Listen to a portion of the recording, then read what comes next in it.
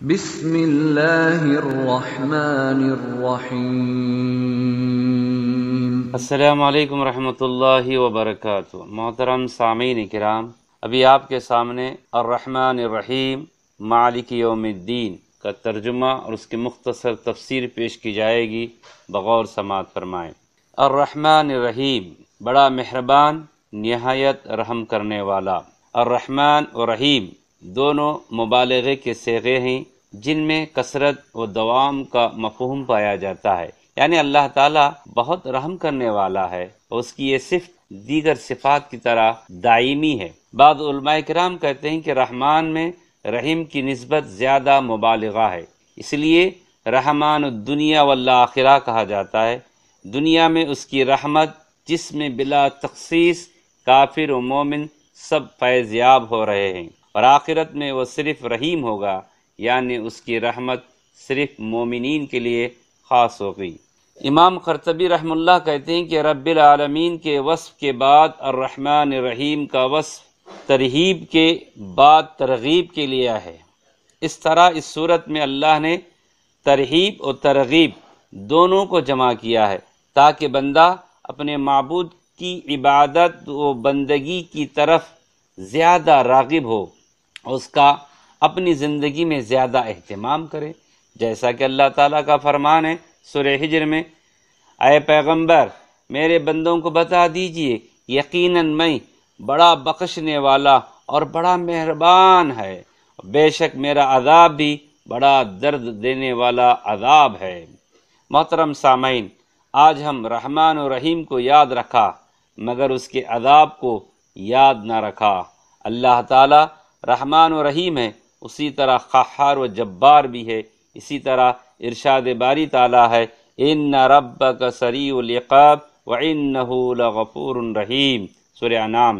بے شک آپ کا پروردگار جلد عذاب دینے والا اور بے شک وہ بہت بخشنے والا مہربان بھی ہے۔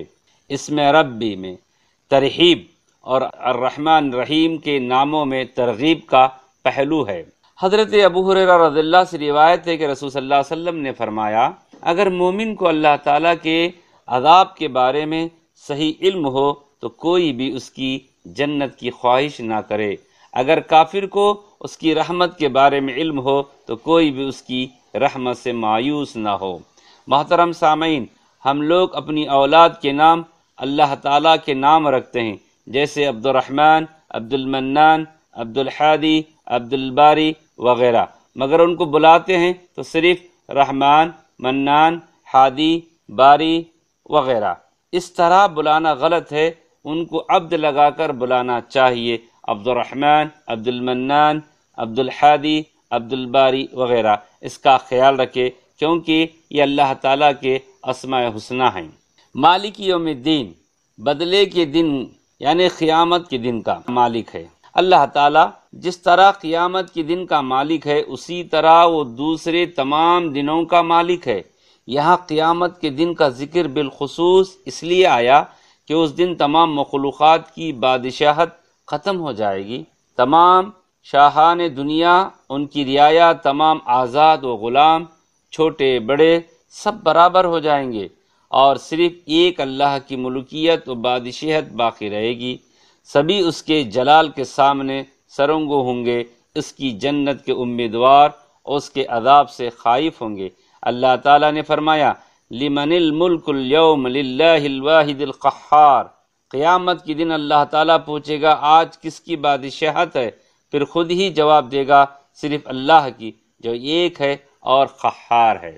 رسول صلی اللہ علیہ وسلم نے فرمایا، اللہ زمین کو پکڑے گا اور آسمان کو لپیٹ کر اپنے دائیں ہاتھ میں لے لے گا اور فرمائے گا، میں ہوں بادشاہ، کہاں ہیں دنیا کے بادشاہ، کہاں ہیں سرکش، کہاں ہیں متکبر؟ رواه بخاری۔ محترم سامعین، قیامت کے دن اس کی اجازت کے بغیر کسی کو بات کرنے کی بھی جرات نہ ہوگی، جیسا کہ اللہ تعالیٰ کا فرمان سورہ نبا میں، یوم یقوم الروح والملائکۃ صفا لا یتکلمون الا من اذن له الرحمن وقال ثوابا۔ جس دن روح الامین یعنی حضرت جبرائیل دیگر فرشتے سب باندھ کر کھڑے ہوں گے تو کوئی بول نہ سکے گا مگر جس کو رحمان اجازت دے اور اس نے بات بھی درست کہی ہو۔ اسی طرح سورہ طٰہٰ میں اللہ تعالیٰ فرماتا ہے اور رحمان کے سامنے آوازیں پست ہو جائیں گی تو تم آہٹ کے سوا کوئی آواز نہ سنو گے۔ اسی طرح سورہ ہود میں کہا جب وہ دن آئے گا تو کوئی نفس اللہ کے حکم کے بغیر بول بھی نہ سکے گا، پھر ان میں سے کچھ بدبخت ہوں گے اور کچھ نیک بخت ہوں گے۔ اللہ تعالی ہم سب کو نیک بخت میں شمار فرمائے، آمین۔ محترم سامعین، اسی طرح یوم الدین کے معنی ابن عباس رضی اللہ فرماتے ہیں مخلوق کے حساب کا دن، جس دن وہ تمام اعمال کا بدلہ دے گا، اچھے اعمال کا اچھا بدلہ اور برے اعمال کا برا بدلہ، الا کہ کسی کو وہ معاف فرما دے۔ اللہ تعالیٰ نے فرمایا سورہ حاقہ میں، جس دن تم لوگ اللہ تعالیٰ کے سامنے پیش کیے جاؤ گے اس دن تم سے کوئی چیز مخفی یعنی پوشیدہ نہ رہے گی۔ اسی طرح اللہ تعالیٰ سورہ نور میں فرماتا ہے اس دن اللہ ان کو ان کے اعمال کی پوری اور ٹھیک جزا دے گا۔ دین کا لفظ قرآن مجید میں کئی معنوں کے لیے استعمال ہوا ہے۔ نمبر 1، مذہب و شریعت کے معنی کے لیے، مثلا افغیر دین اللہ یبغون، اللہ کے اتارے ہوئے مذہب کے سوا وہ کسی اور مذہب کے طالب ہیں۔ دوسرا، اطاعت کے معنی میں سورہ نحل میں اللہ کا فرمان ہے اسی کی ملکیت ہے جو کچھ آسمان و زمین میں ہے اور اس کی اطاعت ہمیشہ لازم ہے۔ تیسرا معنی جزا کے معنی کے لیے سورہ زاریات میں اللہ کا فرمان ہے جس چیز کی تمہیں دھمکی سنائی جا رہی ہے وہ سچ ہے اور جزا و سزا واقع ہو کر رہے گی۔ رسول صلی اللہ علیہ وسلم نے فرمایا عقل مند وہ ہے جو اپنا محاسبہ خود کرے، موت کے بعد کی زندگی کے لیے عمل کرے۔ حضرت عمر رضی اللہ فرماتے ہیں کہ اپنا محاسبہ کرتے رہا کرو قبل اس کے کہ تم سے حساب لیا جائے، اور اپنا وزن کرتے رہا کرو قبل اس کے کہ تمہارا وزن کیا جائے، اور ذات گرامی کے سامنے اس بڑی پیشی کی تیاری کرتے رہا کرو جس نے دنیا میں اپنا محاسبہ کر لیا، قیامت کے دن اس پر حساب آسان ہو جائے گا۔